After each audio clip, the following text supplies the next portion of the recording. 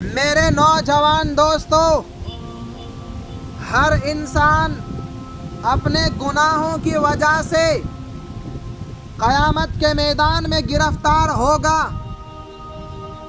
مگر داہنی طرف والے نیک لوگ جنتوں میں ہوں گے اور پوچھتے ہوگے، یعنی آگ میں جلنے والے گناہگاروں سے، کہ بھائی تم دوزخ میں کیوں پڑے؟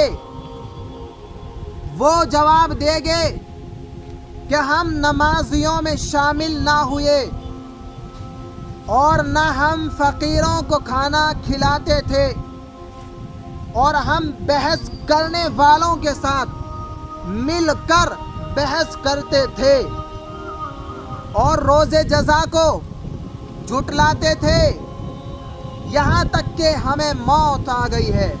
تو میرے بھائیوں، مرنے سے پہلے آخرت کی فکر کریں، اور جب ہم کسی کام کا پختہ ارادہ کر لو تو اللہ پر بھروسہ رکھو، بے شک اللہ بھروسہ رکھنے والوں کو دوست رکھتا ہے۔